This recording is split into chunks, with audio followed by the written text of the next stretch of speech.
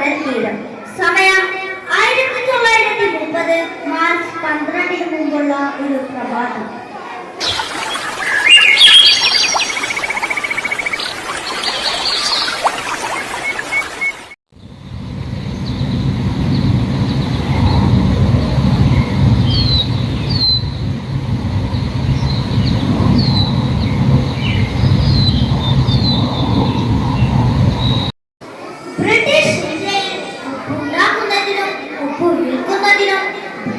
British സർക്കാരിനായിരുന്നു കുത്തക.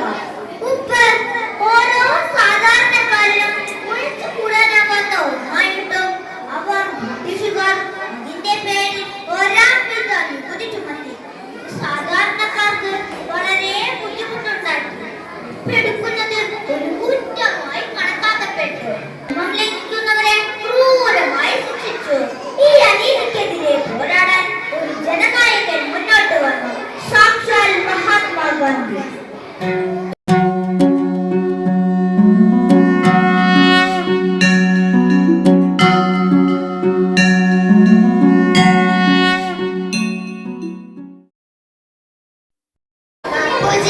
ഈ ഒപ്പുനിരക്ക് കാരണം ജീവിക്കാൻ കഴിയാം. ഒരു നേരത്തെ ആഹാരം പോലും ഞങ്ങൾ കഷ്ടപ്പെടുന്നു. എങ്ങനെയാണ് ഞങ്ങൾ ഭക്ഷണം കഴിക്കുക? ഇത് ഞങ്ങളുടെ അവകാശമല്ലേ? സഹോദരി സഹോദരന്മാരെ, ഞാൻ നിങ്ങളുടെ വേദന മനസ്സിലാക്കുന്നു. ബ്രിട്ടീഷുകാരുടെ ഈ നിയമം അനീതിയാണ്. ഉപ്പ് ഒരു ജീവിതാവശ്യമാണ്. അത് എല്ലാവർക്കും സൗജന്യമായി ലഭിക്കേണ്ട ഒന്നാണ്. ഈ നിയമം ലംഘിച്ച് നമ്മൾ നമ്മുടെ അവകാശം തിരിച്ചു പിടിക്കും. എങ്ങനെയാണ് ബാപ്പുജി അവർ നമ്മളെ ഉപദ്രവിക്കുന്നത്? നമ്മൾ അഹിംസയുടെ പാദം സ്വീകരിക്കും. ധർമ്മം നമ്മോടൊപ്പമാണ്.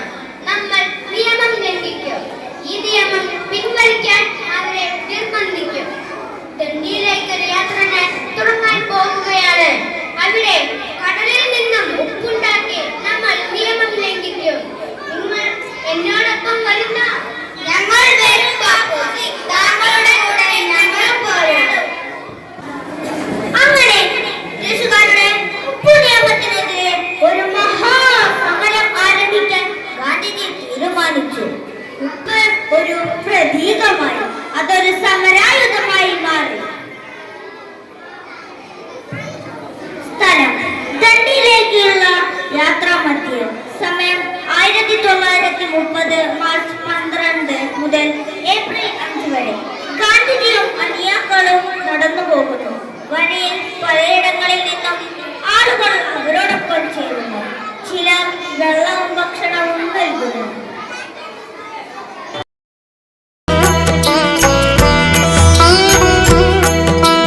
रघुपति राघव राजा राम पतित पावन सीताराम। रघुपति राघव राजा राम पतित पावन सीताराम। सीताराम सीताराम भज प्यारे तू सीताराम। सीताराम सीताराम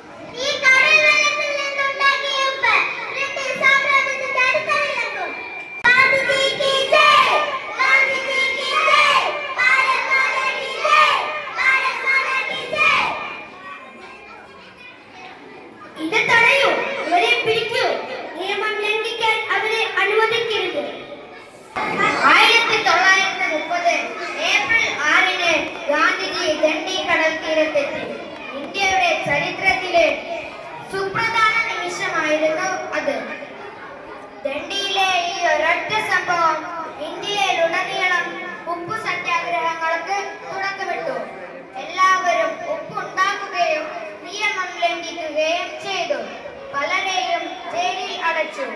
എങ്കിലും സമരം ശക്തിപ്പെട്ടു. ഇന്ത്യ മുഴുവൻ പടർന്നിരിക്കുകയാണ്. എവിടെയും ആളുകൾ ഉപ്പുണ്ടാക്കി നിയമം ലംഘിക്കുന്നു. നിയമം ലംഘിക്കപ്പെട്ടതോടെ രാജ്യത്ത് നിയമലംഘന സമരത്തിന് തുടക്കമായി. കേരളത്തിലെ സമരത്തിന് കെ കേളപ്പൻ നേതൃത്വം നൽകി. കണ്ണൂരിലെ പയ്യന്നൂർ കടപ്പുറത്താണ് ഉപ്പു സത്യാഗ്രഹം നടന്നത്.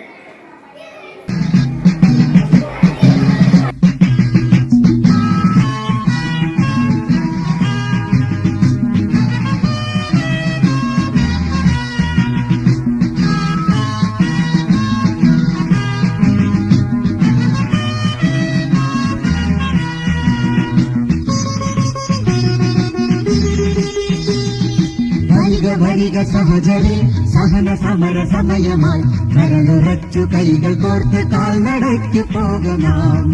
വരിക സഹചരി സഹന സമര സമയമായി കരളുറച്ചു കൈകൾ കോർത്ത് കാൽനടയ്ക്ക് പോകണം.